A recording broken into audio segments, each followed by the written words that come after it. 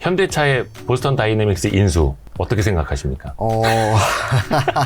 그 정도의 비용을 가지고 국내 1호 산업 발전을 위해서 어떠한 형태를 취했다면 네.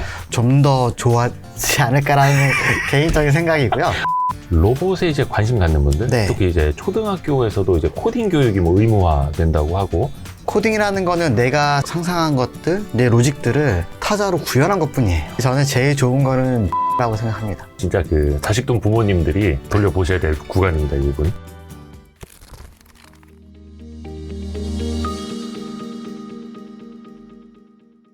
저 네. 어디를 봐야 되는 건가요? 네. 아니, 아무 데도 안 보셔도 됩니다. 저희는 그냥 자연스럽게 해가지고. 네네네. 네, 헤어스타일도 그렇고, 수영도 그렇고, 개성이 넘치십니다. 아이, 감사합니다. 그렇게 봐주셔서. 아유, 멋있으십니다. 딱 보면은 뭔가 되게 과학자 느낌 납니다. 그런 의도는 아닌 것 같고요.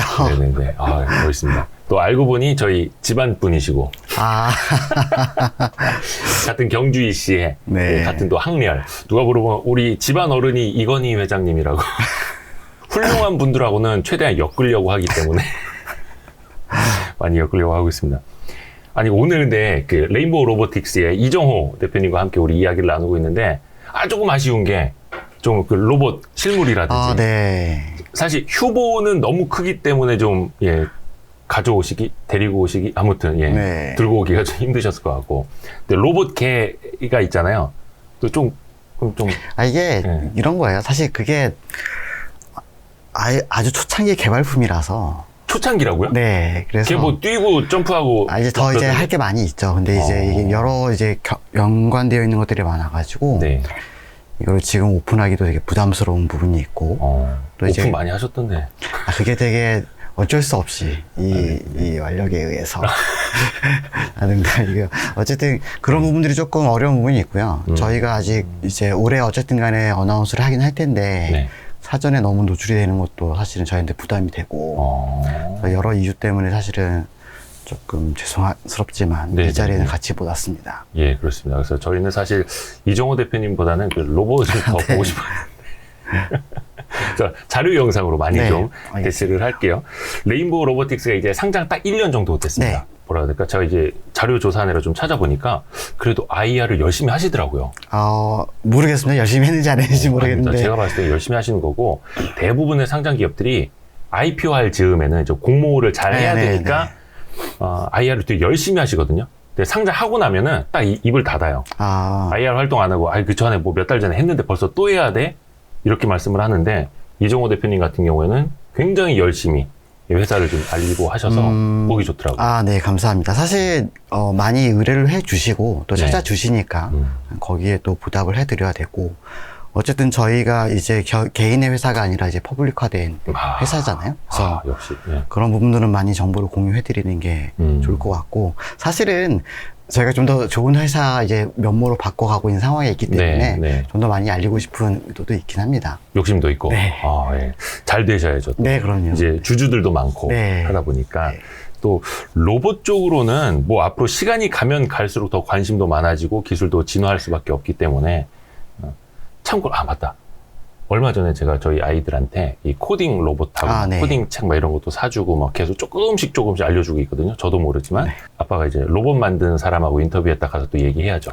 네. 이것도 보여주고 로봇 이야기부터 해야 될 텐데 사실 레인보우 로보틱스는 휴보 이야기를 안 할 수가 없어요.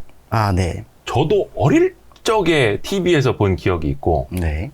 정말 휴보가 2004년이었죠. 네, 사실은 2004년 이제 겨울 때, 네. 영국에서 처음 공개가 되었고요. 우리나라의 휴보를 영국에서 공개한. 네. 그리고 국내에서는 이제 2005년 네. 1월, 2월 이때쯤에 공개가 됐죠. 그때 뉴스에도 되게 많이 나왔었고. 네. 그때 당시에 고 노무현 대통령이 예. 이제 영국에 처음 이제 그 여왕의 초청을 받아서 갔을 때 이제 우리나라의 기술력을 이제 보여주고 싶은 아이템들을 이제 찾았었고, 사실 아직 연구가 끝난 게 아닌데 네. 사실은 저희도 열심히 준비를 해가지고 그래도 자부심 있게 우리나라의 기술을 알려주기 위해서 그때 다 이제 직립보행을 하는 네네네. 그걸 딱 보여줬던. 네. 그게 세계 최초는 아니었고. 최초는 아니죠. 일본의- 사실은 연구는 상당히 오래됐고요. 네. 저희도 되게 두렵다고 생각하는 게 이런 거죠. 일본 같은 경우는 1970년대 초반 이때부터 계속 준비를 하고 있었고, 더 놀라운 건 이제 혼다 같은 기업들은 네. 사실 이익도 되지 않고 뭐 사업적인 그 피저빌리티 없는 상황에서도 계속 숨어서 그런 행위를 합니다. 딴 데서 이제 벌어주는 캐시카우가 있으니까. 네, 뭐 그렇게 계속 하지만 해주고. 어쨌든 간에 어떤 이유로 네. 뭐 붙으며 하지만 네. 역시 기술의 혼다라고 이제 캐치프라이 있듯이 열심히 숨어서 그런 일을 했었고 연구를 해왔었고, 아마 제 기억에 90년대 중반 네. 이때 이제 처음 이제 공개를 하게 되죠. 그게 혼다 아시모. 아시모 전에, 아시모는 아시모 전에도 네, 1990년, 99년, 2000년도에 나온 게 아시모고, 그 전에 P2, P3라는 이제 프로토타입 모델이 처음 먼저 공개가 됩니다. 프로토타입 모델. 네, 그때 전 세계가 깜짝 놀랐죠. 저렇게 할 수가 있구나. 네네네네. 근데 그때 2015년이네요. 2015년에 이제 다르파 챌린지라는 네. 대회에서 휴보가 1등을 했다고 하는데, 네. 그게 어떤 뭐 인명 구조 막 이런 활동. 인명 구조라기보다는요, 사실은 후쿠시마 원전 사고 때 이제 전 세계 여러 나라에서 이제 로봇을 가지고 투하를 시켜서 어떤 임무를 수행을 하는데, 네. 단 한 건의 임무도 수행을 못한 거예요. 그걸 보면서 이제 많은 로봇 공학자들이 이제 자괴감에 들게 되죠. 왜냐하면 우리가 지금 가지고 있는 로봇의 기술이 이 정도 수준이구나. 어떤 이런 현안을 해결할 수 없구나라는 자괴감에 빠게 되고, 이제 그것을 좀 로봇의 기술력을 한 단계 더 높이자. 이런 취지로 이제 미국이 나서게 된 거죠. 그래서 어떤 챌린지 대회를 만든 네, 거고. 그래서 미 국방부에서 이제 그런 가상적으로 그런 환경들을 염두에 두고 여기서 실제로 어떠한 임무를 수행할 수 있는 것에 대해서 우리가 노력을 해보자라고 미국의 달파라는 기관에서 준비를 하게 되는 것이죠. 그때 어떤 임무였어요?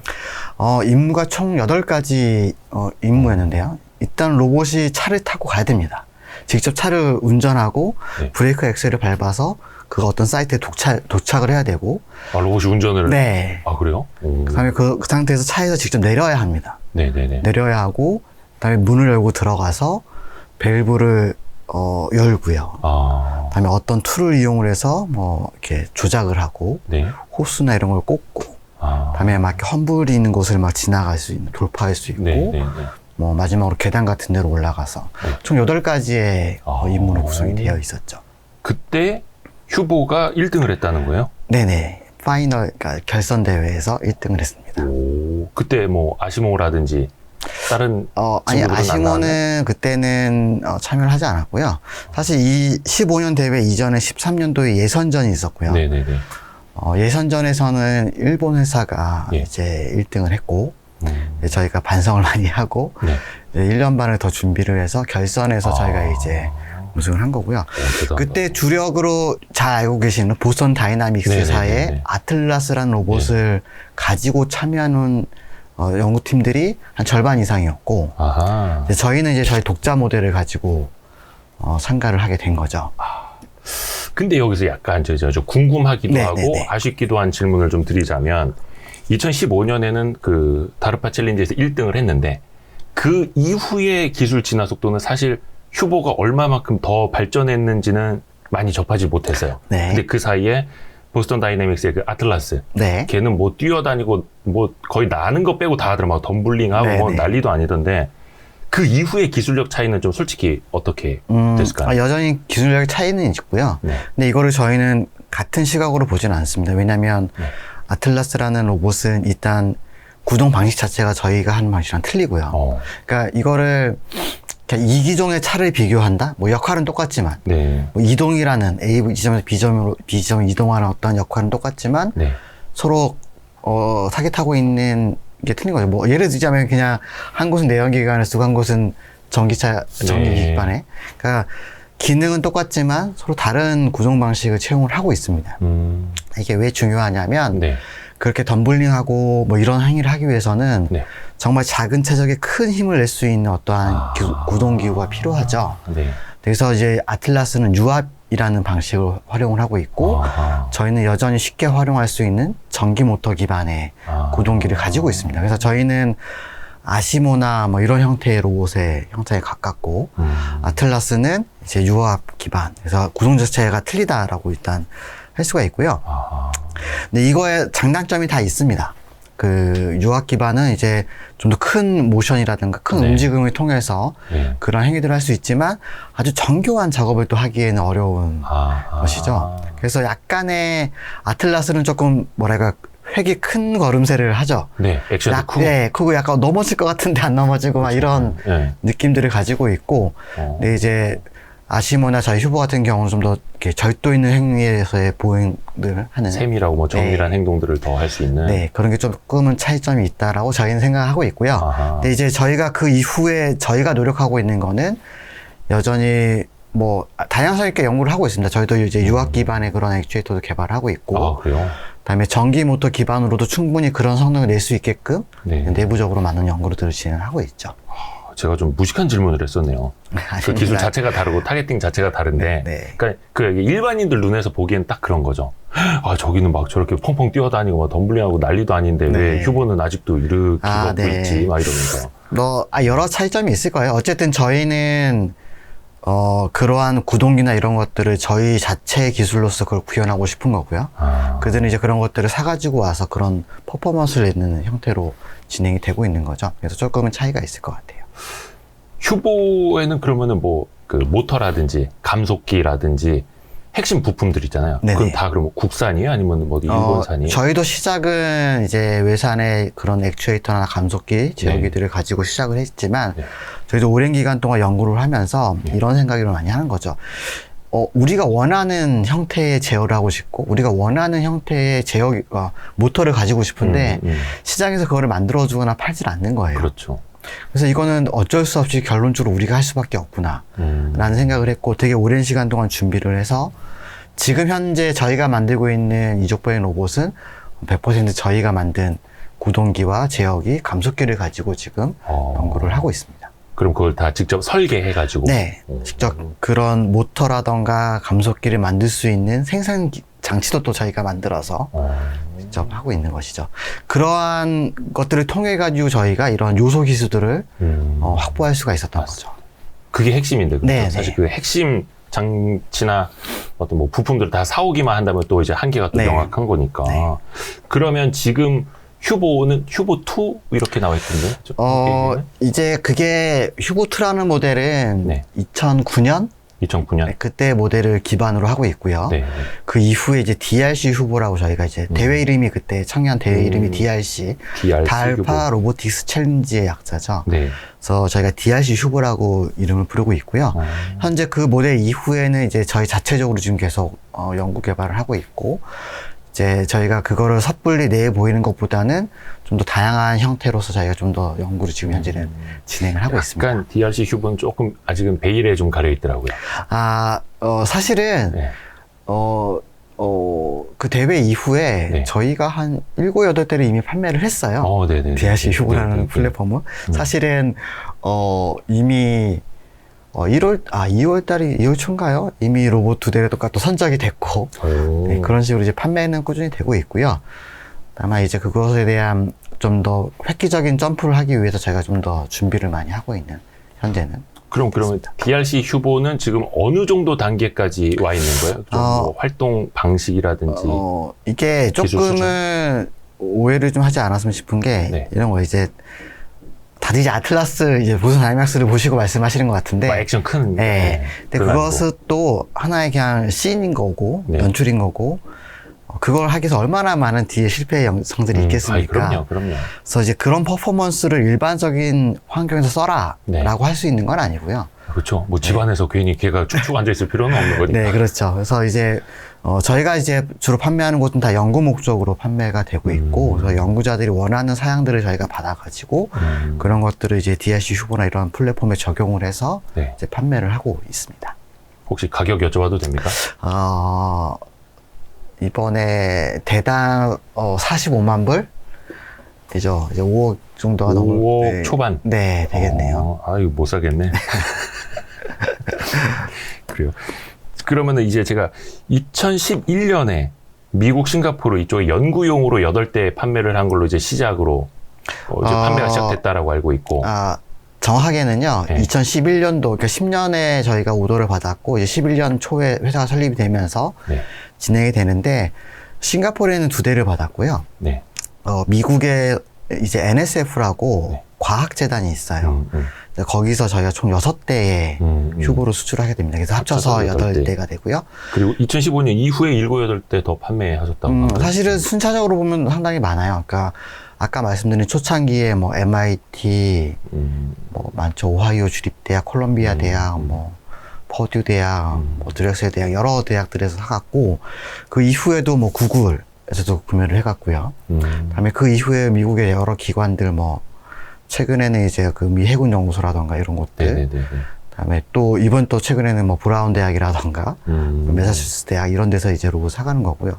그 외에도 뭐 싱가포르에서도 또 여전히 뭐 사가기도 하고 국내에서도 몇 군데 사가기도 하고 또 중국 이런 데 많이 이제 판매가 됐고요. 대부분 근데 아직은 연구용. 네, 연구용입니다. 이거를 실생활에서 혹은 누군가가 이거를 그러니까 쉽게 해서 전문가가 아닌 사람이 이걸 핸들하기 너무나 어려운. 근데 연구용이라고 하면 네. 어떤 연구일까? 예를 들어서 지금 레인보우 로보틱스의 기술 자체를 연구하면 또 그거는 이게 두 가지 포인트인 것 같아요. 네. 일단은 뭐 저희가 이제 이족 보행이라는 이름으로 로봇을 판매하는 거니까 네. 보행 기술을 연구하고 싶은데 하드웨어를 만들기엔 조금 부담스러운 기관들이 이걸 사서 내가 만든 보행 알고리즘을 넣어서 테스트하고 싶은 이런 형태로 활용이 되기도 하고요. 또는 이제 보행은 됐으니까 보행하고 나서 이제 이걸 실제로 다른 어플리케이션으로 예를 들어서 사람하고 로봇이 정말 어떻게 인터액션을 해야 되지? 혹은 군에서는 또 이제 어떤 임무를 부여해서 이제 병력들을 대체할 수 있는 이런 것들을 선행 연구를 하게 되겠죠. 그런 용도로 주로 활용이 됩니다. 아, 그렇구나. 하여튼 휴보도 조금 만약에 나중에 조금 더 베일을 벗게 되는 날 한번 또 저희도 주목을 하겠고요. 네. 사족 보행 로봇 한번 이야기 좀. 네. 혹시 이름이 어떻게 돼요? 사족 보행 로봇은? 아직 명확하게 지은 건 아닌데 RBQ라고 저희가 RBQ? 네, 왜냐하면 쿼드가 이제 사란 뜻이죠. 사족이란 뜻이라서 RB는 레인보우. 네, 레인보우 쿼드. 네, 그래서 RBQ라는 저는 BBQ 생각이 나가지고. 이건 아직 뭐 저희가 내부적으로 부르는 이름이고 아직 공식적으로 데뷔한 게 아니라서 정식 이름은 아직 없습니다. 그 보스턴 다이내믹스는 그게 스팟이라고 하죠. 로봇계라고 부르시는 그게 이제 이름이 스팟이던데, 하여튼 RBQ도 요거는 이제 기술이 지금 어느 정도까지 와 있는지 아까 이제 초반에 들고 오지 못한 이유는 아직 이제 개발 중이다라고 표현을 해주셨는데 어느 정도까지 이제 기술이 좀 와 있는지 좀 설명 좀 해주세요. 일단은 이게 두 가지로 이제 양분해서 이제 이거를 보셔야 될 것 같아요. 사족 보행이라는 이 보행 자체의 본연의 기능이 있는 거고요. 그러니까 쉽게 해서 이 사족 보행 로봇도 엄밀하게 얘기하면 이동하는 로봇의 하나의 형태인 거죠. 과거에 뭐 바퀴 굴림 방식이라던가 캐터필러 무한궤도 방식들의 그런 이동 수단이 있지만 결국엔 그들이 못 가는 곳을 가기 위해서 이 사족 보행 로봇이 필요한 거거든요. 뭐 계단이라던가 단차가 큰 곳들 혹은 야지들 이런 것들은 그런 바퀴 굴림이나 캐터필러 방식들이 어려운 부분들이 있기 때문에 새로운 형태의 이제 보행 방식이 생긴 것이고 결국은 이런 이동에 대한 메커니즘, 다음에 이동에 대한 이 동특성, 걸음새에 대한 연구를 하는 기능을 부여하는 어떤 한 섹션이 있는 거고 이거를 기반으로 해서 다양한 임무를 수행하는 섹션이 있는 거예요. 이 두 개가 지금 분리될 수가 있고요. 근데 저희는 이제 이런 이동의 이 자체, 동적 특성에 대해서 이제 메인 포커스를 가지고 있고 현재는 거의 마무리 단계에 있어서 저희가 올해 안에는 이제 이거를 이제 제품화해서 판매를 시작을 할 것이고요. 수준이라고 하면 사실 아까 말씀드린 이게 계단이야, 이게 지금 장애물이야라는 것을 인식하는 순간 그걸 다 도파할 수 있는 정도의 수준을 이미 가지고 있습니다. 그렇더라고요. 보니까 뭐 걷고 뛰고 뭐 덤블링하고 하는 것까지도. 요게 그러면은 이제 임무라는 거 이야기해 주셨는데 그냥 사족 보행도 뭐 연구 개발용으로 이제 어디 연구소나 대학에서 사서 볼 수는 있겠습니다만 나중에 얘가 어떤 역할을 어떻게 할 수 있을지. 이게 아마 아까 말씀드린 것처럼 첫 번째가 이동 수단에 대한 이슈 때문에 만들어진 로봇이기 때문에 그러한 형태의 이동이 필요한 곳들에서 활용이 될 거예요. 예를 들자면 사실은 뭐 아파트 단지 내에도 계단이 많이 있고요. 다음에 뭐 부도 불락에 이런 단차들도 많이 있고 이런 것들은 바퀴 굴림 방식으로 넘어가기 되게 어렵거든요. 되게 또 좀 다른 형태의 또 메커니즘이 필요한 거죠. 다음에 정말 야지 같은 곳들 풀이 우성하고 막 이렇게 자갈밭이 있고 돌 있고 다음에 징검다리처럼 이렇게 있는 곳들 다음에 또 이제 큰 범주를 커버하는 뭐 예를 들어서 요새 이런 얘기도 많이 하대요. 그 공장 내에서도 이제 막 이렇게 감시를 해야 되는데 다 이렇게 지저분하게 막 넓어진 곳들도 있고 예, 그런 곳들에 이제 좀 더 적합한 형태라고 생각을 하고 있고요. 근데 이게 이동의 입장에서 이제 그런 곳들이라고 저희가 표현을 하고 이제 거기에 어떠한 어플리케이션을 달아서 움직여야 할 것이냐라는 건 이제 또 다른 문제이고요. 네, 사실 근데 이렇게 아무래도 선도적인 입장이다 보니까 그런 건설 현장이라던가 혹은 아까 말씀드렸던 대형 플랜트들 혹은 대형 뭐 조선소 혹은 배 내에서 혹은 이제 군사 목적으로 아마 처음은 이제 시도가 될 것이라고 생각을 하고 있습니다. 그리고 자꾸 저희가 그 보스턴 다이내믹스랑 비교를 하는 질문을 드려 좀 죄송하기는 한데 이게 어쩔 수가 없습니다. 네네네. 사실 우리가 이제 많이 본 게 그거다 보니까 네네네. 보스턴 다이내믹스의 그 스팟하고 이제 비교를 해보면 또 앞에 이종 로백도 이제 좀 차이가 있듯이 어떤 차이가 있는 건지. 사실은 보스턴 다이내믹스가 잘 하고 있고요. 네, 좋은 퍼포먼스를 내고 있는 건 맞는 거고. 그다음에 특히나 더 선도적으로 이제 그런 사적 보행 플랫폼을 사실은 어나운스하면서 시장의 반응을 많이 받았던 건 당연히 맞고요. 차이점을 설명하기보다는 저희가 좀 더 빨리 쫓아가야 할 입장이라고 저는 생각을 하고 있고요. 근데 그들은 이제 만들어진 목적이 사실은 너무나 명확해서 시작 자체가 사실은 군사 목적으로 원래 시작을 한 것이고 미 국방성에 많은 도움을 받아가지고 이제 그 플랫폼이 만들어진 것입니다. 그래서 저희도 많이 이제 노력을 더 해야 되는 상황에 있고요. 어쨌든 저희의 차별은 어쨌든 저희 로봇은 100% 저희의 부품과 저희의 노하우, 저희의 기술력으로 만들어진 로봇이라고 말씀드리고 싶습니다. 여기서 돌발 질문 하나 드려도 됩니까? 자, 현대차의 보스턴 다이내믹스 인수 어떻게 생각하십니까? 사실은 저는 상당히 비싼 비용으로 거의 제가 1조가 넘는 비용이죠. 뭐 그 정도 비용으로 알고 있는데 그 정도의 비용을 가지고 국내 이 로봇 산업을 발전을 위해서 어떠한 형태를 취했다면 좀 더 좋았지 않을까라는 개인적인 생각이고요. 우리도 있는데 약간 이런 겁니까? 꼭 굳이 우리라고 할 필요는 없고요. 사실은 또 우리 나라의 산업의 또 토양을 좀 더 잘 다질 수 있는 역할을 충분히 해줄 수 있지 않았을까 대기업으로서. 근데 이제 외산을 이제 기업을 인수한 것으로 이제 어떻게 보면 뭐 사업주로서는 당연히 할 수 있는 행위라고 생각하고요. 아쉬운 부분은 조금은 있습니다. 아쉬운 부분이 있다는? 알겠습니다. 투자 제한이나 이런 것도 사실은 뭐 IPO 전에도 좀 있지 않았을까요? 레인보우 로보틱스에? 많이 있었고요. 많이 있었고, 사실은 저희가 그러니까 상장이라는 이 카테고리에 대해서 사실 많은 생각을 하지 않았었어요. 왜냐면 그 이전에는 휴보라는 이족보행 로봇을 만드는데, 이거 가지고 누가 시장성이 있고, 워낙 또 사실은 이게 보편화 되기에는 너무나 먼 기술이고. 근데 이제 그때 당시에는 회사가 되게 작았지만 되게 높은 이제 이윤을 가지고 이 로봇을 판매하다 보니까 굳이 우리가 상장을 해야 할까라는 이슈에 대해서는 사실은 그렇게 생각을 하지 않았었죠. 저희가 아마 상장을 본격적으로 고민을 시작한 게 17년도 뭐 중반? 이쯤일 거예요. 그러니까 상당히 그러니까 최근의 일인 거죠. 최근이라는 게 뭐 어쨌든.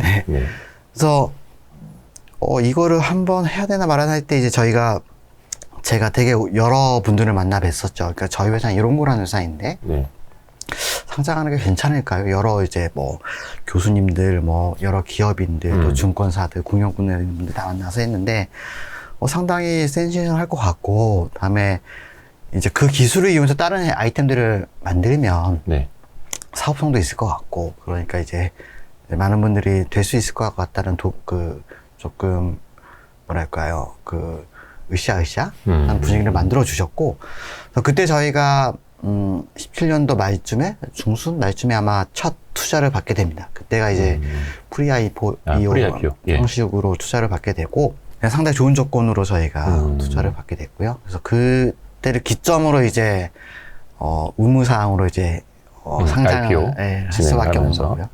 하지만 뭐 어렵게 함수 끝에 이제 하게 된 상황입니다. 아, 맞습니다. 그래서 현대차가 손을 잡진 않았지만 우리는 이제 대한민국 증시도 네. 갔다. 딱 이제 상장 1년 됐는데 혹시 상장 이후에 조금 회사에 좀 달라진 면이 있습니까? 많이 있습니다. 네. 뭐 일단은 회사가 좀 더 시스템화 되는 건 맞고요. 네. 물론 아직도 지금 부족하긴 하지만 네. 좀 더 이제 시스템화돼서 이제 회사의 어떤 의도치 않은 그런 위험 요소를 많이 줄이려고 노력을 하고 있고요. 그다음에 또 조금은 더 많은 스트레스를 받게 되죠. 왜냐하면 저희가 상장을 했다라 해서 자금을 저희가 유출했다라는 건 어떻게 보면 저희 입장에서는 마음의 빚을 지금 지고 있는 상태에 있고. 왜냐면 마음의 빚이 아니고 그냥 빚이. 네. 아니, 빚이 아닙니다. 부채가 아니라 자본이니까. 네. 그럼요, 자본이죠. 그래서 어쨌든 뭐 제 마음속에는 빚으로 생각하고 있고, 그래서 제 마음의 빚이라고 생각하고 있고요. 그래서 빨리 저는 이제 흑자 전환을 빨리 하고 싶은 게 그 고민이고, 올해는 어떻게든 흑자 전환이 될 수 있지 않을까. 오, 흑자 전환까지요? 네, 저희가 작년 4분기에 이제 분기 흑자를 이뤘기 때문에 아주 작은 비용이지만, 그래서 올해는 온기 흑자를 바라보고 열심히 노력을 하고 있습니다. 좋습니다. 1년 됐으니까 우리 사주는 이제 매각이 가능하겠다, 그렇죠? 그리고 최대 주주 특수관계인 보호예수가 한 2년 정도 있었고. 근데 약간 저는 인지상정인 게 개발자들도 사실은 조금 경제적으로 풍요로워야 그래야지 조금 개발에도 몰두할 수 있고 이렇게 생각을 하거든요. 네네. 근데 어떤 뭐 오버행 이슈가 될 수도 있고 시장 측면에서 보면 그런 건 내부적으로 어떻게 좀 논의해 보시거나 생각해 보신 거 없어요? 글쎄요, 뭐 저희는 경영진은 어쨌든 책임을 다하는 입장이고 사실은 저희가 거래사하고 이 얘기를 할 때 거기에 대한 약속을 하는 것이고 이해가는 거기 때문에 이거 2년이면은 짧지 않게 건 건데, 그렇죠? 네, 뭐 어쨌든 아마 제 생각이 이래요. 그 거래소도 당연한 입장이었을 것 같고요. 왜냐하면 저희가 계속 이제 흑자인 회사였고 단 한 번도 적자인 적이 없었고요. 근데 저희가 17년도 투자받고 이제 IPO를 하겠다라고 생각한 이후부터 아이템을 이제 바꾸게 됩니다. 저희가 이족보행 로봇에서 협동 로봇이라는 아이템으로 이제 바꾸게 되고, 근데 아까도 잠깐 설명을 드렸지만 이족보행 로봇은 수주한 거예요. 저희가 수주라면 원청에서 저희는 이런 기능을 넣어주세요라고 저희한테 요청을 합니다. 그럼 저희 연구진들이 그걸 연구 개발을 통해 가지고 개발을 해서 이 로봇을 납품하는 거예요. 네. 근데 이제 협동 로봇이라는 군으로 저희 연구진들이 이제 다 리소스를 할당하게 되면 이족보행 로봇을 저희가 판매를 할 수가 없는 거죠. 그래서 저희가 그냥 선택적으로 적자를 꾸민 거예요. 왜? 우리는 협동 로봇 승부를 볼 거니까.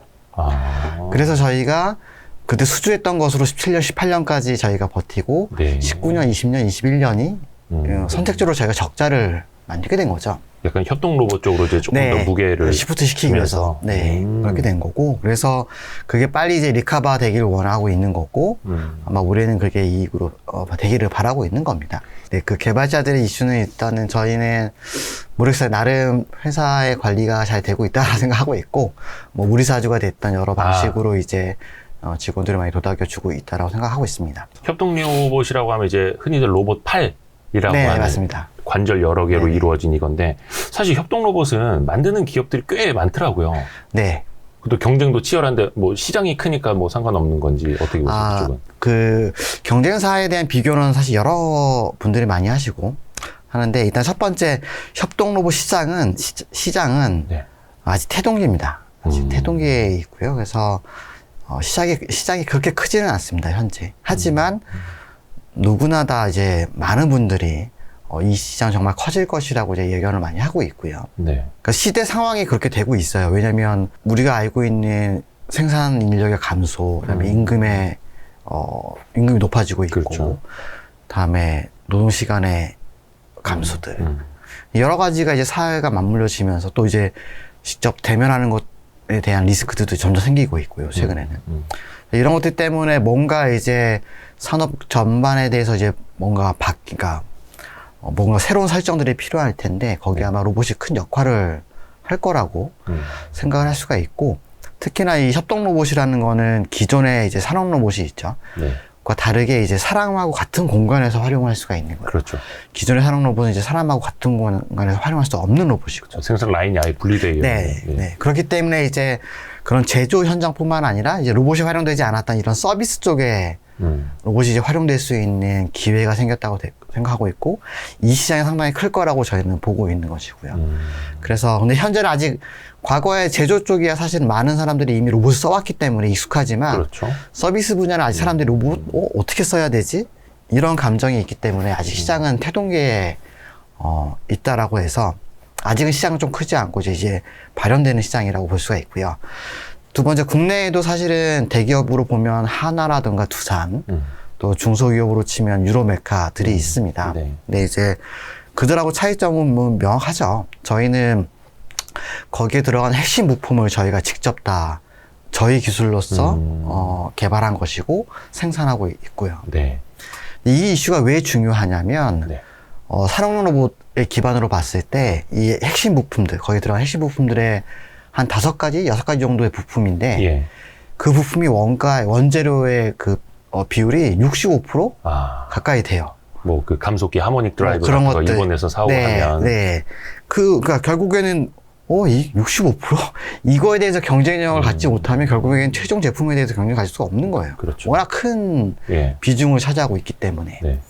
그래서 저희는 이제 저희의 경쟁사들은 그런 것들을 여전히 다 외부에서 이제 가지고 와서 네. 조립을 하고 소프트웨어를 얹어서 판매하는 형식이지만 저희는 힘들지만 계속 그거를 저희가 자체적으로 그게 가능했던 거는 사실은 여전히 휘브라는 플랫폼이 있었기 때문에 그 휘브라는 로봇을 계속 저희가 열심히 어떤 성능을 높이기 위해서 그런 부품 기술에 대한 연구를 계속 해왔고 그것을 기반으로 해서 지금 저희가 이 협동 로봇을 에 대한 비싼 그런 원재료들을 다 저희가 내재화할 수 있었다. 그게 아마 저희의 현재 큰 차별화하지 않을까 생각하고 있고요. 이게 사실 누구는 이렇게 얘기해요. 뭐 그게 이렇게 대단한가?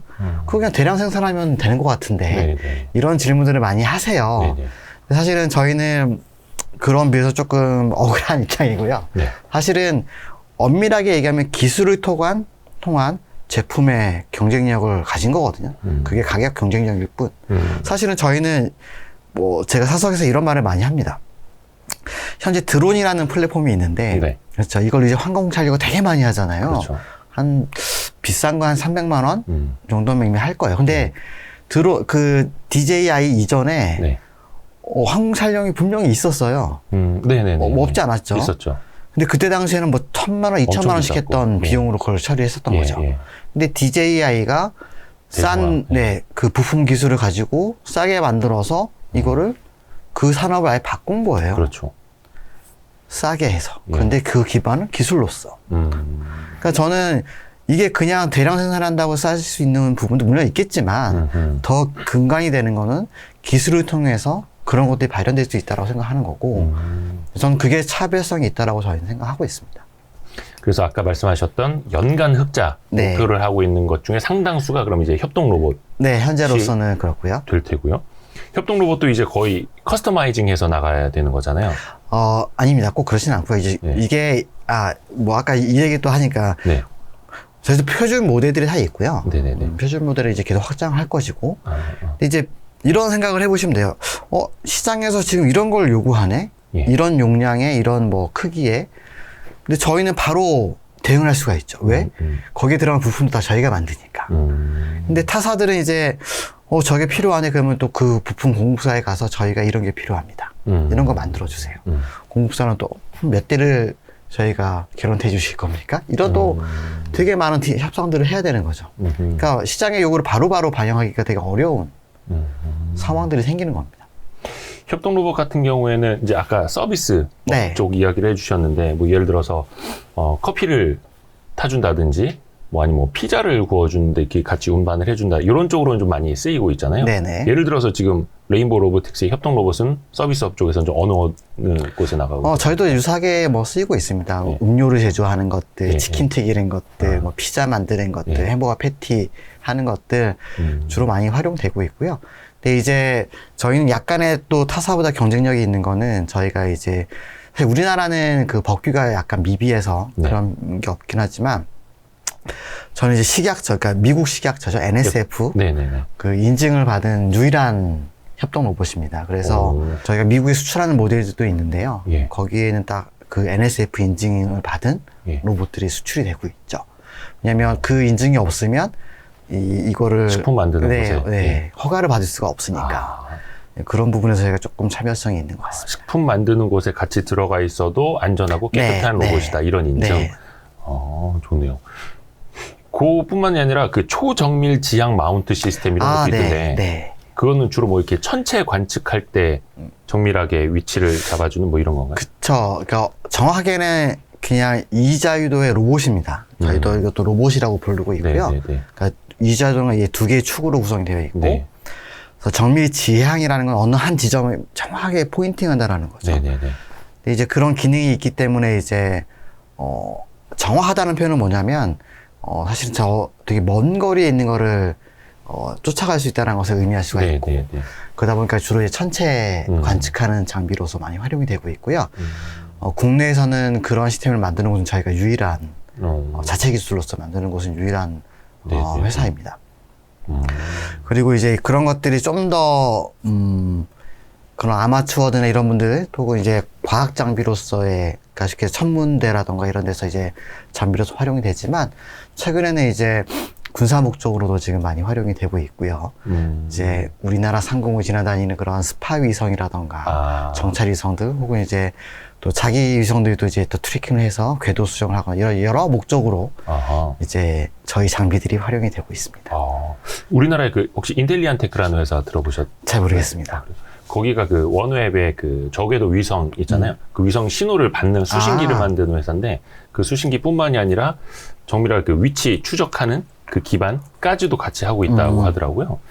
저희가 최근에도 수정기 비슷한 건데 되게 큰 레이더 접시를 이제 구동하는 네네네. 요것도 이제 저희가 공급을 하거든요. 그러니까 저희가 제가 좀 외람되지만 아까 말씀드린 것처럼 저희가 유일하다는 표현은 네. 좀 정정을 해야겠는데 저희가 자체 기술로서 이걸 하는 곳은 유일한 회사라고 생각하고 있고 다른 곳은 이제 수입을 해서 어떠한 어플리케이션을 얹어가지고 판매하는 구조를 가지고 있고요. 저희 브랜드로 저희의 기술로서 만든 거는 저희 회사가 한 것은 유일한 회사입니다. 좋습니다. 근데 요거 초정밀 지향 마운트 시스템 이거는 어떤 뭐 매출적인 측면에서는 어떤가요? 그렇게 크진 않아요. 아직 크진 않고요. 네. 하지만 신장은 계속 하고 있고요. 커지고 있고, 그다음에 그 매출은 대부분 해외 매출입니다. 해외. 근데 이제 해외 매출인데 그것 또한 사실은 그렇게 오래되지가 않았어요. 왜냐하면 저희가 해외 판매를 시작한 지가 얼마 되지 않아서. 그래서 사실 아주 크게 성장할 시장은 아닐 수 있지만 그래도 저희 회사가 이제 어떤 성장의 길목에 있을 때 저게 뭐 기반을 좀 다질 수 있는 그런 아이템이라고 생각을 하고 있습니다. 여기서 약간 그 엉뚱한 질문 하나 좀 드려볼게요. 혹시 대표님은 사람이 로봇과 사랑에 빠질 수 있다고 생각하세요?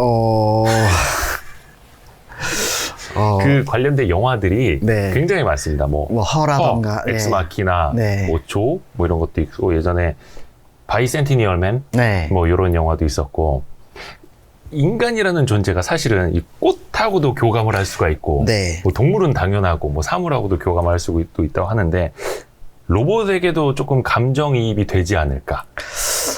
네. 저는 좀 용어를 바꾸고 싶은데요. 용어? 어떻게? 사랑은 아닐 것 같고요. 네네네. 애착은 생길 것 같습니다. 그쵸, 애착은. 네. 예. 사랑보다는 애착. 네.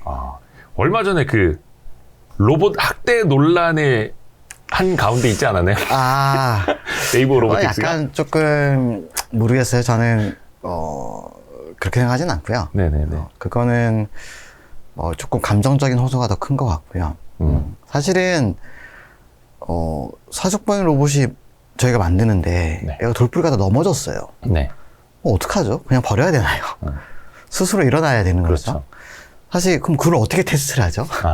밀치고, 네, 밀치고 발로 차고 할 수밖에 없는 그렇죠, 거예요. 그렇죠. 그러니까 왜냐면 그거를 드라마틱하게 보여줄 수 있는 게 그런 요소일 수밖에 없으니까. 근데 그거를 뭐 지그시 누르고 이렇게 할 수 있는 건 아니잖아요. 넘어져 주세요. 이럴 네, 수는 그래서 없는 거고. 사실 그때 이제 대통령 후보가 와서 네. 그걸 행위로 하면서 이제 막 이제 언론에 집중이 되면서 그런 얘기가 나온 것 같은데 사실 처음에 살짝 미셨어요. 네. 근데 이제 안 넘어지죠. 네. 왜냐면 웬만하면 애가 넘어지지 않거든요. 그렇죠. 균형을 잡으니까. 스스로가 이제 네. 그거를 이제 리커버할 수 있는 기능들이 있으니까. 그래서 제가 이제 더 세게 미셔도 됩니다. 더 하셔도 네. 얘가 그러니까 넘어져도 일어난다는 표현을 저는 하고 싶어서 세게 미셔도 됩니다. 이제 이거를 이제 미신 게 아니라 이렇게 들어서 맞으신 거죠. 클립. 저도 깜짝 놀라긴 했지만 사실 그거 자체 액션이 저는 그렇게 뭐 제 입장에서는 큰 이슈는 아니었고. 그렇죠. 뭐 때려 부순 것도 아니고. 그래서 사실 뭐 이제 리카바를 하시긴 이제 그런 퍼포먼스를 보여드리긴 했는데 저는 뭐 그게 물론 이제 뭐 사전에 조율이 되거나 뭔가가 돼서 충분히 이렇게 하면 됩니다라는 게 조율됐으면 뭐 그렇게 안 하셨겠죠. 근데 아마 제 느낌에는 그냥 제 생각입니다. 제 생각입니다. 어디서 어떤 영상들을 보셨을 거라고 생각하고 아, 이 정도로 해도 되는구나라고 아마 하지 않으셨을까 생각합니다. 그게 논란이 됐던 건 그게 그냥 정치인이어서 좀 더 그랬었던 것 같고 외국에서 저도 여러 영상을 보니까 뭐 발로 차고 뭐 햄머로 뭐 치고 뭐 그래서 여러 가지 이제 그 악조건 속에서 하드 테스트들을 이제 당연히 해야 되는 것 같긴 한데 이제 사람들이 저거를 이제 진짜 개처럼 또 막 이렇게 인지를 할 수도 있겠다 싶은 거예요. 사람인지라 어디에든 이제 애착을 가질 수밖에 없고 나중에 로봇이 우리 실생활에 들어오면 더 그렇게 되지 않을까 싶기도 합니다. 그다지 멀지 않은 시기가 될 수도 있을 것 같고 그렇죠. 잘 모르겠습니다. 거기에 대해서. 아 그래요? 네. 레이브 로보틱스 같은 회사가 더 열심히 해주면 네. 저희도 뭐 열심히 하고 있지만 뭐 재생해서 될지는 잘 모르겠고요. 사실은 상당히 어려운 부분이고요. 조금씩 할 것이고 아마 근데 모르겠어요. 저희가 이렇게 눈으로 가시적으로 보이는 형태일 수도 있고 아마 전혀 다른 방향으로 저희의 실생활에 침투가 될 수도 있다고 생각합니다. 이 로봇 기술이라는 게. 그렇죠. 그 영화 그 엑스마키나 같은 영화를 보면은 이게 사실 로봇과 사랑에 빠지는 거는 어떻게 보면 단순하더라고요. 예쁘게 만들면 된다. 상당히 어려운 부분이죠. 네. 다시 좀 산업 이야기로 좀 넘어와 볼게요. 얼마 전에 이게 삼성에서 로봇 사업부를 아예 정식으로 출범하겠다. 태스크포스 개념이 아니라 그러면서 뭐 증시에도 한번 좀 훈풍이 좀 분 적이 있고 요런 움직임들은 좀 어떻게 보세요? 어떤 좀 산업의 개화? 어떤 조금 산업을 앞당길 수 있을까? 어떻게 보세요? 일단은 사실은 최근에 그런 이슈들이 많이 나오는데 전자회사가 로봇을 한다라는 입장인 거죠. 지금 어떻게 보면. 그렇죠? 전통적인 뭐 과거에 우리가 로봇 하면 주로 이제 중화학공업, 그러니까 중공업 회사들이 많이 로봇을 했습니다. 우리나라에 처음으로 산업 로봇을 한 곳이 아마 두산 중공업일 거예요. 그 이전에 대우중공업일 수도 있고. 그 완전 산업용. 네, 그렇죠. 저희가 80년대 초에 이제 일본에서 가와사키 뭐 이런 데서 이제 로봇들을 들여와가지고 이제 국내 산업에 적용이 되기 시작했는데 소위 말해서 그런 기계류를 다루는 회사에서 로봇을 하는 입장이었었는데 최근에 이제 LG전자도 마찬가지고 삼성전자도 로봇을 하겠다 이제 이런 발표를 하게 됩니다. 근데 아이러니하게 두 회사 다 이 로봇 사업부가 제가 알기로는 가전 사업부에 현재 있어요. 그렇죠. 근데 이제 뭐 조금 그렇긴 하지만 LG전자 같은 경우는 사실 가전이 아주 핵심이기 때문에 가전이 빠져버리면 이제 힘들어지죠. 그렇죠. 그런데 그나마 이제 삼성은 또 가전도 있고 뭐 메모리도 있고 핸드폰도 있고 여러 산업들이 있으니까 내부에 사업부가 있으니까. 그래서 LG보다는 조금 늦게 지금 사실 진행이 되고 있는 거고 뭘 말씀드리는 거냐면 그 LG전자나 삼성전자나 이 가전 쪽에서는 포스트 가전이 과연 무엇이냐를 항상 염두에 두고 있고 그 형태가 뭔지 모르겠지만 로봇이지 않을까. 결국에는 가전이라는 것도 인간의 이 생활 속에서 침투해가지고 뭔가 윤택함을 사람을 더 편리하게 만들어주는 개념인 거죠. 생활 가전이는 특히나 그렇고요. 근데 그렇다면 결국엔 로봇이라는 게 목적 자체가 그런 것들을 이미 가지고 있는 거니까. 그럼 가전 쪽에서 로봇, 뭔가를 해볼 수 있는 여지가 있지 않을까라는 접근으로서 이제 많이 고민을 하는 것 같아요. 그게 어떻게 발현이 되고 어떻게 시작이 될지는 사실 잘 모르겠습니다. 아직은. 그래서 명확하게 그들도 그 답을 가지고 시작한 것 같지는 않고요. 이제 하지만 준비는 해야겠다. 분명히 우리가 알고 있는 그냥 일반적인 가전에서 프리미엄 가전이 넘어갔고 프리미엄 가전까지 우리가 넘어가게 되면 LG전자나 삼성전자 뭘 준비해야 되지? 그런 부분에서 로봇을 바라보고 있는 게 아닌가라고 생각이 듭니다. 어떻게 보면 이제 로봇 청소기라는 아이템은 뭐 한 10여 년 전부터 나왔고, 그 이후에 더 다양화될 수 있는 가전의 어떤 아이템. 네. 그러니까 사실 뭐 빅스비나 알렉사 이런 언어적 AI 시스템들이 이제 많이 나와 있고, 거기에다가 이동할 수 있는 것, 그리고 약간의 기능을 얹으면 그게 이제 로봇, 가정용 로봇이 되는 거잖아요.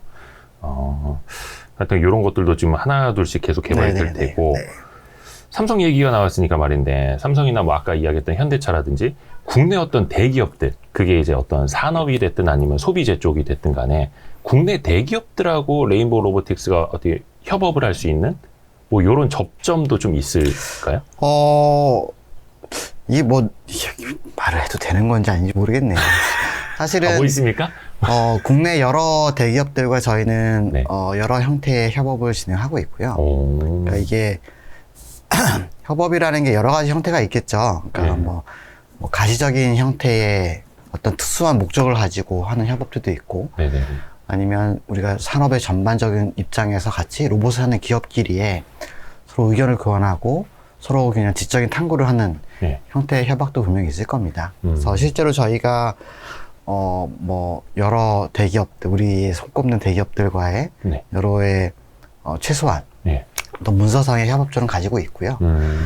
실질적인 협업들도 많이 준비해 보려고 노력을 하고 있습니다. 실체적인 아니면은 뭔가 영업적으로도 도움이 되는 약간 그런 아직까지는 왜냐하면 상대방도 마찬가지로 되게 조심스러운 거고요. 왜냐하면 우리나라에서 아직 로봇이라는 카테고리에서 어떠한 이거다라고 찾고 있는 게 아직은 없어요. 그다음에 그나마 찾은 게 저희 같은 경우는 협동 로봇을 하는 회사인 거고, 그래서 아직은 좀 전반적인 시장을 찾고 있고 이제 가능성들을 서로 이제 검토해보는 단계 정도인고요. 어떤 것을 딱 특별하게 뭘 해보자, 우리가 사업적으로 이걸 딱 이거다라고 해본 건 아직은 없는 상태에 있습니다. 하여튼 좀 요거는 시간을 두고 R&D를 넘어서는 무언가 이제 실체적으로 조금 더 구체화되길 조금 바라보겠고요. 그러니까 그와 같아요. 결국 돈이 돼야 하는. 그렇죠. 이제는 연구소의 단위가 아니기 때문에 기업이니까 또 공기의 기업이고 하다 보니까 결국 이제 수익이 돼야 되는. 그래서 앞부분에서 말씀하신 것처럼 이족 보행 로봇보다는 조금 더 이제 협동 로봇 쪽으로 지금 이제 중심을 두시는 것도 약간 그런 이유인 것 같고요. 이게 규모의 경제도 좀 나타나야 되는데 그렇죠?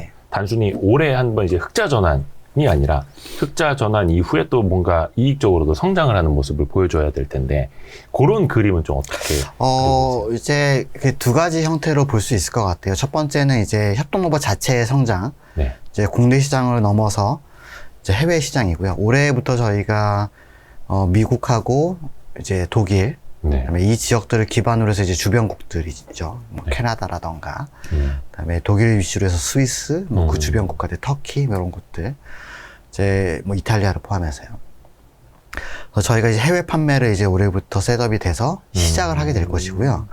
그게 이제 정말 수요적으로 나타나는 부분들은 올해 말이나 내년부터 본격적으로 저희가 이제 해외 시장에 대한 매출을 가져올 수 있기 때문에 협동 로봇 자체는 이제 계속 그분을 성장할 수 있을 거라고 저희는 조금 좋게 보고 있고요. 다음에 이제 또 다른 형태로서 이제 새로운 아이템들의 개발이겠죠. 새로운 제품군들의 활성화를 시켜야 되는 것이고, 그것 또한 저희도 여러 가지 방면에서 보고 있습니다. 협동 로봇을 가지고 그걸 기반으로 해서 어떠한 어플리케이션을 만들어서 산업군을 만들어가는 역할도 있을 수 있고요. 그다음에 저희가 이미 가지고 있는 핵심 부품 기술들을 저희가 이용을 해서 다양한 형태의 로봇들을 저희가 만들 수가 있는데 그러한 것들도 저희가 좀 더 시리어스하게 현재 고민을 해보고 있는 상황에 있습니다. 예를 들어서 지금 현재 뭐 아직 저도 좀 말씀드리기 좀 섣부르긴 하지만 예를 들어서 과연 그 많은 우리가 지금 시장에 보면 되게 많은 소매점들이 있어요. 그렇죠. 과연 소매점의 미래가 어떻게 될까? 궁극적으로 소매점도 사실 사람 구하기도 힘들고. 인건비. 다 있고요. 다음에 매장 크기가 그렇게 크게 유지가 되는 산업들도 사실 어려운 부분들이 있고요. 비용적인 측면에서. 과연 그래서 소매점이 과연 경쟁력이 있을까? 그다음에 온라인이라는 또 플랫폼들이 있기 때문에 과연 이들과도 경쟁을 해야 되는. 사실 소매점이 되게 어려운 샌드위치가 되어 있는 상태예요. 많은 사람들이 매장에 와서 물건을 보고 사실은 매출은 온라인에서 이루어지고 그러면 매장에서 사람들이 오기 때문에 사람을 대응할 수 있는 사람들을 데리고 있어야 하고 하지만 매출은 거기서 일어나는 게 아니라 온라인에서 일어나고 이 샌드위치가 돼버리는 거죠. 그래서 소매점에 정말 뭔가의 변화가 필요할 거라는 생각은 해볼 수밖에 없을 거고 정말 우리가 로봇을 하는 입장에서 그걸 어떻게 이거를 바꿀 수 있을까 그러한 고민들을 저희는 되게 많이 지금 하고 있고요. 다음에 또 뭐 저희가 가지고 있는 또뭐 오랫동안 또 특허를 가지고 있는 것 중에 하나가 이제 의료 쪽 이렇게 의료 쪽. 네, 의료 쪽 로봇에 이제 준비를 계속 해보려고 하고 있습니다. 우리나라는 그 큐렉소라는 네. 회사가 또 의료 쪽으로 네, 좀 맞습니다. 하고 있는 걸로 네. 알고 있는데, 네. 그쪽으로도 이제 네. 뭐 장기적인 그림을 가지고 네, 맞습니다. 준비하시는 거. 네. 근데 이게 제가 아는 회사 중에도 로봇 8이라고 하는 그 협동 로봇, 그러니까 해외 건데 수입을 해서 좀 커스터마이징을 네, 하고 네. 국내 영업을 해서 이렇게 공급을 하는, 그러면 이게 한 저렴한, 뭐 표현이 어떨지 모르겠는데 3천만 원 정도 하는 것도 있고 조금 더 사양이 올라오면 5천만 원대도 있고, 근데 한 작업자 한 1년 연봉을 뭐 단시간 안에 요게 좀 이제 커버할 수 있다, 이런 식으로 해서 이제 마켓 포인트로 해서 판매를 하더라고요. 근데 이제 해외에 있는 협동 로봇들을 가져다가 국내에 유통하는 회사들도 많은데, 경쟁 우위를 따지자면 레인보우 로보틱스 건 좀 어떻게 볼 수 있을까요? 나중에 또 영업하면서 시장에서 또 부딪혀야 되잖아요. 이게 이렇게 표현할 수 있어요. 아까 제가 말씀한 것처럼 이 로봇의 경쟁력은 네. 핵심 부품에 있는 거고 이 핵심 부품을 어떻게 경쟁력 있게 만드느냐에 따라서 이 제품의 경쟁력을 가지고 있는 거예요. 네. 자, 해외산 국내 대기업들이 만드는 로봇들이 다 아까 말씀하신 그 정도 가격대로 형성을 하고 있어요. 왜? 네. 부품 다 그렇게 사갖고 오니까. 그렇죠. 부품 소싱이 다 똑같으면 가격 자체가 똑같을 수밖에 없어요. 네. 네. 근데 저희는 그들보다 시장에서 한 뭐 70%?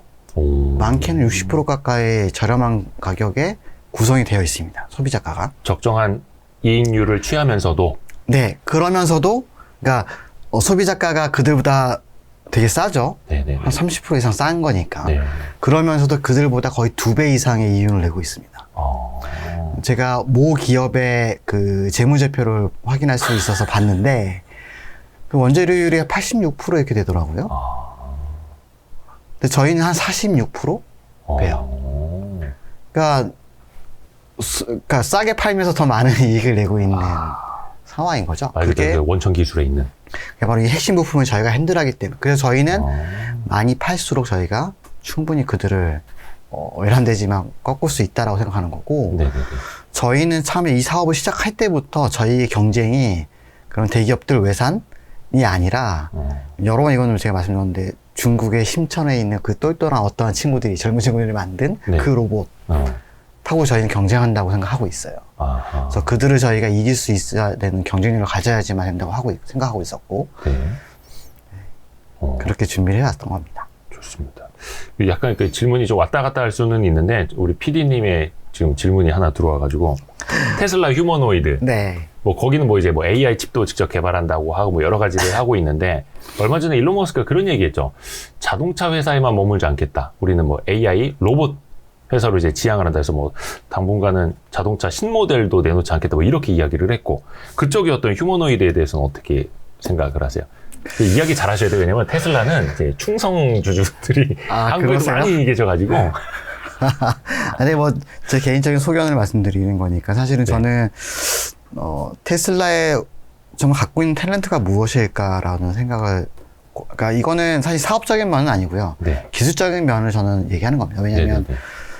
뭐, 물론 거기에 일부 사업적인 면이, 있을 수 있는데, 저는 솔직하게 말씀드리면, 뭐, 다 아시겠죠. 테슬라는 저는 자동차 회사로 생각하진 않아요. 그죠? 네, 다. 네. 거기는 이제 에너지 솔루션을 판매하기 위한 플랫폼으로 자동차를 만든 것 뿐이고, 그 다음에 저는 에너지 솔루션에 대한 부각을 저 했으면 싶어요. 근데 마치 테슬라의 자동차 자체가 되게 좋은 퍼포먼스를 가지고 있다라고 생각하는 거에 대해서 저는 조금 반론을 제기하고 싶습니다. 왜냐하면 지금 우리나라의 현대 자동차, 네네. 다양한 많은 전기차를 만들고 있는 네. 기존의 자동차 회사들, 전 그들이 훨씬 더 좋은 품질의 좋은 차를 만든다고 생각하고 있어요. 네. 디자인적인 면도, 물론 호불호가 있겠지만, 네. 디자인적인 면들, 내부의 구성들, 그다음에 그걸 감춰져 있는 다양한 형태의 기술들을 보면, 네.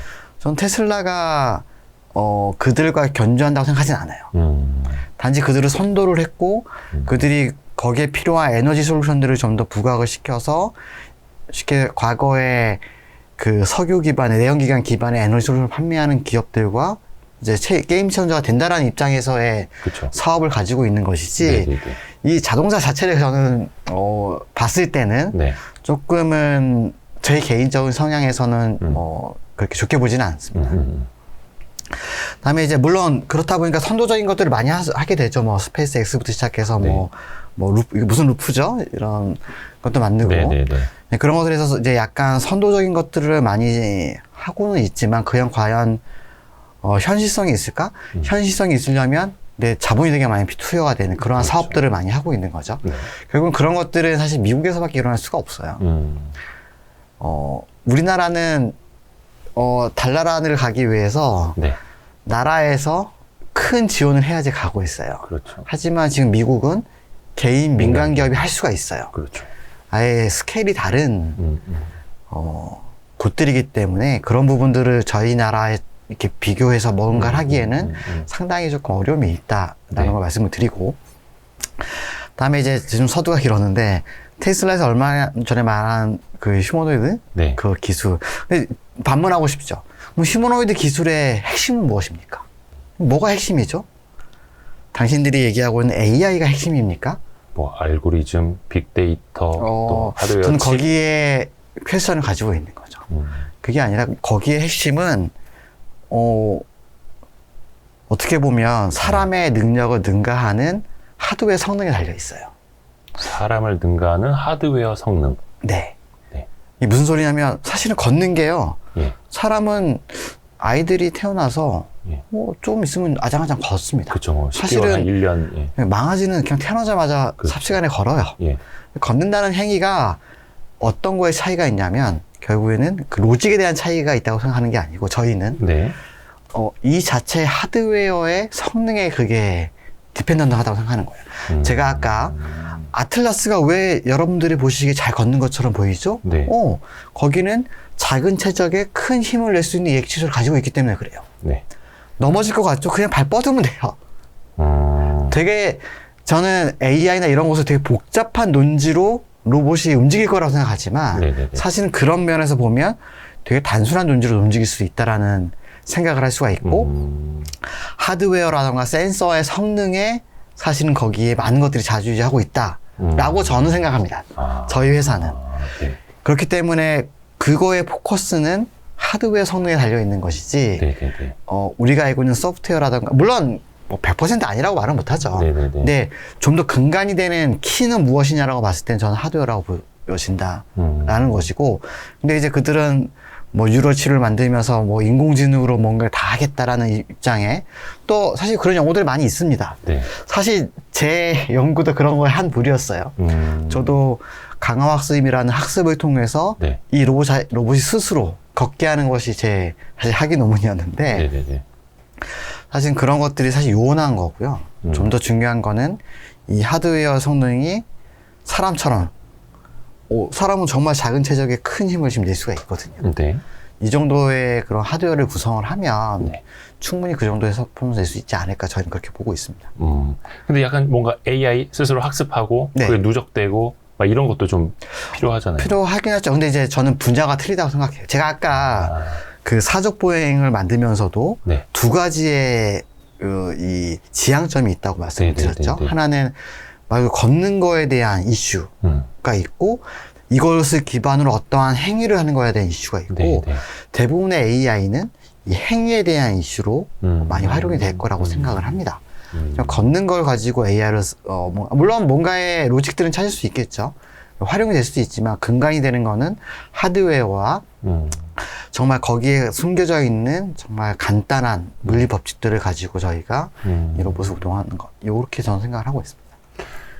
그 질문을 드렸던 게 혹시나 레인보우 로보틱스에서는 이제 너무 하드웨어 쪽으로 이제 진화 개발을 하고 네네. 계시는 것 같아서 언젠가는 휴보가 스스로 말하고 생각하고 학습하고 반항도 하고 예.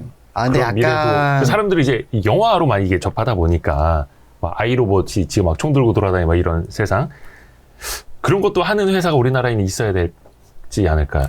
근데 이게 약간 조금 오해가 있는 것 같은데요.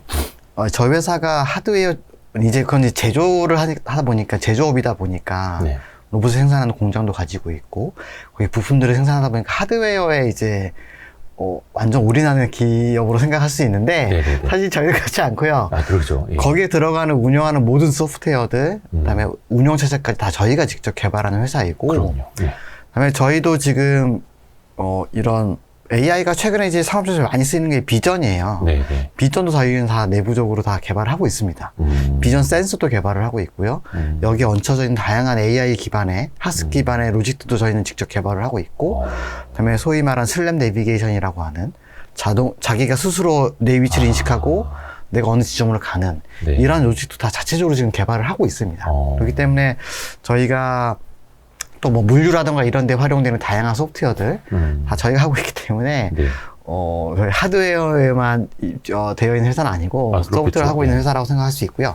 두 번째 이제 아까 말씀하신 뭐 언어적인 측면이라든가 이런 것들은 사실은 그런 부분은 조금 차이가 있는 것 같아요. 그런 부분들은 아마 독자적인 영역이 구성이 되어 있는 것 같고, 네. 그런 것들은 사실 저희가 언제든지 어댑트 할 수 있는 거죠. 예를 들어서 저희가 음성 인식이 필요하네? 네. 그럼 네이버에 가서 얘기하면 돼요. 아. MS에 가서 너희 어차피 플랫폼을 가지고 있고 네. 저희가 너희 거 좀 쓸게. 비용 주고 쓰면 됩니다. 그러니까 그런 부분들은 조금, 그러니까 오리엔트가 아예 틀린 것, 오리지널이 아예 틀린 것들은 그들의 도움을 받는 것이고요. 저희는 그런 거에 대해서는 사실 크게 어차피 그분들이 다 해주시는 그렇죠. 영역들이고, 더 잘하는 저희가 영역이고. 지금은 그래서 지금 이제 와서 음성인식을 개발해가지고 그들이 경쟁한다? 상당히 넌센스인 거고. 그렇죠, 그렇죠, 그렇죠. 저희가 잘할 수 있는 AI 또한, 소프트웨어 또한 저희가 잘할 수 있는 분야의 AI가 있는 것이고요. 그렇지 않은 부분들은 그들과 협업을 통해 가지고 진행을 하는 것으로. 현명합니다, 현명합니다. 약간 이제는 조금 뭐라 해야 되나? 좀 미래 이야기를 좀 해야 되는데, 우리나라 그 로봇에 이제 관심 갖는 분들, 네. 특히 이제 초등학교에서도 이제 코딩 교육이 뭐 의무화 된다고 하고, 이런 흐름들이 있잖아요. 또 특히 이제 로봇 개발자가 되려면 어떻게 해야 되나요? 뭐 과학자가 되려면 어떻게 해야 되나요? 약간 그런 청소년들한테 좀 해주고 싶은 조언? 어떤 게 있을까요? 사실은 전 좀 거기에 대해서는 조금 부정적인 견해를 가지고 있어서, 저는 어린아이들은 예. 많이 놀아야 한다고 생각하고 있고요. 다음에 코딩과 이런 예. 뭐 대부분의 사람들이 코딩 배워야 합니다. 학원 보내야 돼, 네, 학원. 영어 배워야 합니다. 뭐 이런 것들을 말씀하시는데, 제가 제일 하기 싫어하는 것 중에 하나 그런 거죠. 저희 애들도 이제 뭐 학부모들 다 모임이 있으면 영어 학원 뭐 다녀서 영어 잘해야 돼, 뭐 네네네. 조기 교육을 해야 돼. 사실 저는 그렇지 않다고 생각하고 있고요. 네네. 그런 거는 절대 필요하지 않습니다, 사실은. 저희 지금 코딩 학원 알아보고 있는데. 네. 그거는 사실은 스킬을 배우는 거지. 예. 그러니까 생각할 수 있는 사고를 배우는 건 아니거든요. 코딩이라는 거는 내가 생각하고 상상한 것들, 내 로직들을 그냥 타자로 구현한 것 뿐이에요.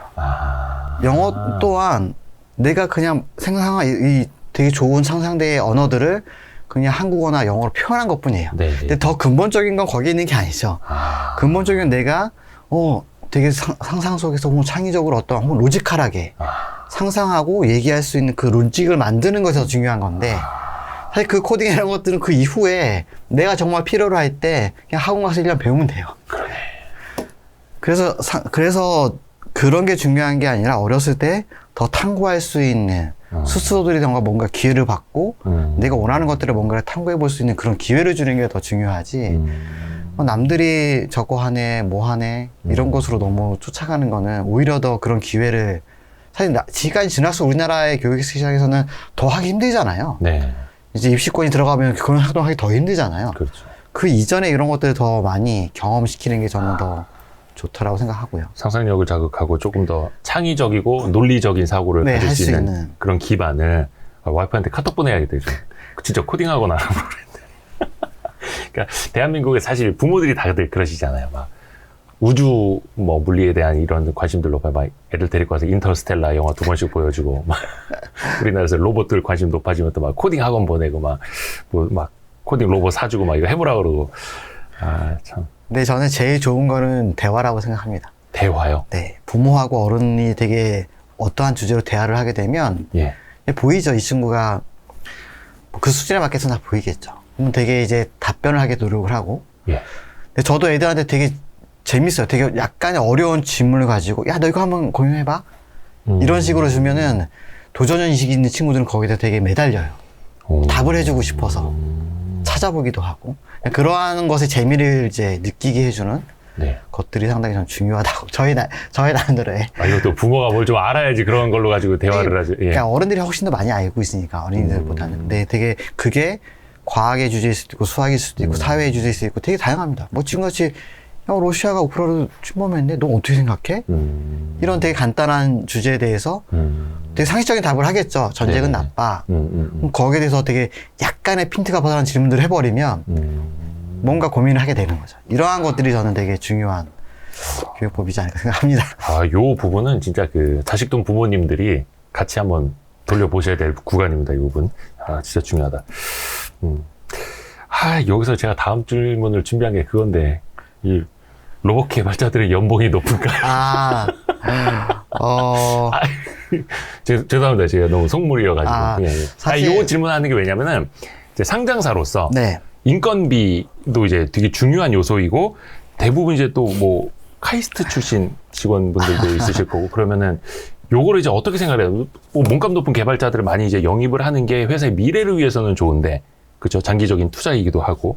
그래서 이거 여쭤본 겁니다. 이건 되게 어려운 부분이고요. 그러니까 이게 상장사라고 해서 모든 그런 것, 그러니까 저희 회사는 상당히 어떻게 보면 진보적인 역할을 하고 있지만 네. 또 상당히 어떤 면에서 되게 보수적인 회사이기도 합니다. 상당히 어떤 사무들을 바라볼 때 되게 진지하고 보수적인 입장에서 항상 대비를 하는 입장을 취하고 있고 네. 그러다 보니까는 우리가 시작부터 끝이 보이지 않으면 사실 쉽게 어떤 행위를 하지 않는 그러니까 그 끝을 보기 위해서 상당히 많이 탐구를 하고 있는 그런 노력들을 많이 하고 있는데요. 이게 샐러리가 높냐 나쁘냐의 입장에서 보면 저희 회사는 그렇게 높지 않습니다. 중소기업 그러니까 이 로봇 업계도 대기업이 있고 뭐 중소기업들이 있겠죠. 중소기업 치고는 조금 높은 형태. 네. 그래서 대기업하고 비교하면은 뭐 당연히 낮을 수밖에 없는 형태가 되고요. 그렇다면 저희 회사에서 물론 저희 회사는 되게 많은 고급 인력들로 채워져 있긴 합니다. 그렇죠. 되게 유능한 친구들로 많이 채워져 있고요. 근데 사실은 모르겠어요. 이게 누군가한테는 저희 회사가 뭐 그 열정페이 아니야 결국에는 이렇게 얘기를 하지만 사실은 되게 로봇에 되게 관심이 있고 열정이 있는 친구들을 저희는 되게 많이 채용을 해요. 네네. 실제로 사실은 네. 내가 로봇을 하고 싶어도 필드에 나가서 로봇을 정말로 할 수 있는 곳이 그렇게 많지가 않습니다. 생각보다. 그러겠죠. 다들 뭐 자동화 장비를 만든다던가 뭐 이런 쪽에 다 빠지는 거지. 정말 그 순수한 생각을 갖고 있던 그 로봇, 그들 로봇을 만드는 곳은 그렇게 많지 않기 때문에 이제 그런 열정이 있는 곳 사람들은 이제 사실 샐러리가 중요하지 않죠. 물론 중요하겠지만 많은 부분이 희석이 된다라고 표현할 수가 있고 그런 친구들이 이제 저희 회사에 많이 입사를 해줘서 되게 감사하게 생각을 하고 있고 어쨌든 저희도 빨리 이익을 내서 그런 분들한테 빨리 좋은 연봉을 제시할 수 있도록 노력을 계속 하고 있는 거고요. 이 점에서 여전히 저는 조금 한 번 더 얘기하고 싶은 거는 조금 가슴이 아파요. 이 우리나라의 사회 구조가 네. 여전히 양극화가 되어 있다라는 것에 대해서 지금 우리가 IMF 이전에 대기업과 중소기업의 임금차가 한 10%? 8%? 그러니까 대기업이 100이면 한 90% 정도가 네, 이제 네. 중소기업의 임금이었죠. 근데 지금 이 시대에는 한 60% 될까요? 많이 벌어졌죠. 네. 그래서 이것 또한 이제 양극화가 이제 너무 벌어진 거고, 그런 부분에서는 좀 사회적으로 조금 뭔가 사람들이 같이 논의를, 왜냐면 이거 너무 벌어지면 결국에는 중소기업은 망할 수밖에 없는 형태. 최근에 그렇게 구직난 기업 입장에서 하지만 네. 취업률은 그렇게 높지 않아요. 사람들이 다들 눈높이가 이제 높아졌죠. 이미 이 임금차가 너무 크다 보니까 다 대기업 들어가지 못하면 낙오가 된다라고 생각하는 거죠. 이런 사회적인 불합리함을 이제 빨리 메꿀 수 있는 게 사회적인 합의가 필요한 것이고요. 그러네요. 대기업 어떤 뭐 그냥 자동화 추진팀 뭐 이런 데 이제 들어가려고 하지 마. 그렇죠. 그리고 약간 좀 정책적인 것도 네. 조금 이야기를 듣고 싶은데요. 2020년에 지능형 로봇법이라는 뭐 지능형 로봇 개발 및 보급 촉진법 이런 게 이제 생겼는데 이런 네. 거 혹시 뭐 체감이 되는 변화가 있습니까? 20년에 뭔가 이 지능형 로봇법 뭐 촉진법 생겼다고는 하는데 저는 잘 몰라요. 이게 잘 봐야겠네요. 제가 알고 원래 사실 진흥화 로봇법은요 상당히 오래된 법입니다. 네. 90년대 중반 후반일 거예요. 네.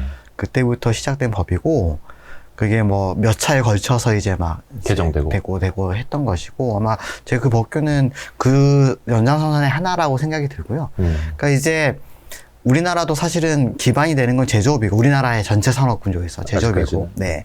이제 제조업이다 보니까 이제 로봇의 입장, 그러니까 차기 아이템은 무엇일까 많은 고민을 하게 되고 그러니까 로봇도 되게 중요한 이슈가 되는 것이죠. 그러다 보니까 이제 법을 통해 가지고 이제 지원을 할 수 있는 네, 네. 다양한 근거를 제시하고 있는 겁니다. 그래서 뭐 그게 잘 된지 않느냐의 이슈는 떠나서 우리나라도 정부에서 많은 지원을 하고 있다. 저는 그렇게 생각을 하고 있고 그거에 대한 파생된 여러 이제 상황들이 이제 제가 알기로는 2, 3년 안에 이제 일몰이 돼요. 새로운 이제 법규를 이제 발현을 해야 됩니다. 네, 네, 네. 그런 거에 대해서 지금 저도 힘 닿는 한 열심히 노력을 하고 있고요. 그런 정책 제안이라든가 이런 것들을 하기 위해서. 혹시나 뭐 정책 건의라든지 네. 뭐 저도 일부 그런 어떤 위원회에 속해 있어서, 네네. 네, 특히 산자부죠. 산자부라던가 과기정통부 쪽에 그런 필요로 할 수 있는 어떤 제안들을 많이 하고 있습니다. 혹시 제일 답답한 거, 제일 안 되는 거, 제일 속상한 거 이런 거 좀 이야기해 주세요. 그런 건 이거는 약간 사실 정책 제안이기 때문에 네네네. 이게 항상 좋은 게 있으면 나쁜 게 있겠죠. 이게 모든 정책이 완벽하게 좋다고 하면 그렇죠. 예. 당연히 다 실행을 하겠지만 네. 제가 제안했던 것들은 이런 거예요. 특히나 제조업이 강한 그런 나라들, 일본이라던가 네. 독일, 네. 뭐 스위스 이런 나라를 보면 되게 아이러니한 게 뭐냐면요. 그냥 옆에 가는 어떤 회사, 그냥 조그만 회사 네. 가서 뭔가를 의뢰해보면 그 제품의 품질이 상당히 좋아요. 예. 그러니까 일본도 마찬가지죠. 되게 작은 회사라더라도 나온 결과물을 보면 되게 좋아요. 네네네. 그 말은 뭐냐면 사회 전반적으로 이게 이 퀄리티가 이렇게 있는 거예요. 상향 평준화가 네, 되어 있는 거죠. 네네네. 그래서 이제 조금 높은 회사들이 있겠죠. 근데 우리나라는 그렇지 못한 거예요. 너무나 들쭉날쭉하고 있고 그렇게 준비가 안 된 것들이 많은 거예요. 그렇다면 근데 이게 그러면은 한 어떠한 기업들이 이렇게 피레치처럼 높은 기술을 가지고 있다고 해서 이 산업이 발전할 것이냐? 그렇지 않다고 생각하는 거예요. 네네. 그렇다면 우리가 해야 할 게 뭐냐면 이 산업에 대한 기저가 되는 전반적인 기저가 되는 것들을 다 레벨업을 시켜야 되는 거죠. 네네네. 저는 이제 나라의 정책에서는 그거를 그러면 한 기업 어떤 거에 대해서 그거를 하는 게 아니라 그런 요소들을 발굴을 시켜서 나라의 정책적 그러니까 국가연이겠죠. 국가용소들 개발시켜서 그것을 오픈해라라는 거예요. 그거의 특허들, 그거에 해당 모든 요소들을 국내 기업이 어느 정도의 조건만 맞추면 그거를 써서 쓴다는 뭐냐면 내가 잘 몰라도 어쨌든 이 정도의 베이스는 깔고 지나가는 거죠. 그렇게라도 해서 사회 전반적인 기술을 좀 더 고도화시키는 게 전 맞다고 생각하는 거죠. 네, 그런 노력들이 조금 그게 바로 이제 나라에서 해야 되는 정책적인 발전 요소 아닙니까? 사실은 나라에서 많은 연구비를 주지만요 기업이 가져가죠. 네. 끝이에요. 그 기업이 그걸 가지고 사용시키면 끝인 거고 그 기업만 좋은 거예요. 네. 물론 그 기업이 잘 돼서 수출이 되면 나라 전체적으로 뭐 플러스 요인이 되겠지만 그거는 되게 저는 약간 엘리트주의 같은 느낌이 있는 거고요. 그게 아니라 그러면 또 공짜로 투여될 수 있는 이러한 개발 요소들을 잡아가지고 사회 전반적으로 미끄럼을 계속 올려주는 베이스를 올려주는 이런 역할들을 저는 정책적으로 해야 되지 않을까라는 제안을 하고 싶습니다. 진짜 좋은 말씀입니다. 그 레인보우 로보틱스가 이름을 한번 바꾼 거였죠? 레인보우 네. 로보틱스의 사명 이름이 뜻이 어떻게? 원래 이게 사실은 약간 나중에 붙인 감이 조금 있긴 하지만 원래 네이밍이 다 그렇죠, 뭐. 원래 레인보우가 저희 회사의 이름이었고요. 예. 원래 레인보우. 사실은 이제 저희가 레인보우란 이름을 선택한 이유는 원래 제가 옛날부터 어렸을 때 창업을 하고 싶었고 그때 되면 회사 이름을 레인보우로 져야지 그냥 이렇게 막연한 생각이었습니다. 왜냐하면 네. 레인보우란 이름을 딱 들었을 때 사람들이 뭐 하는 회사일까?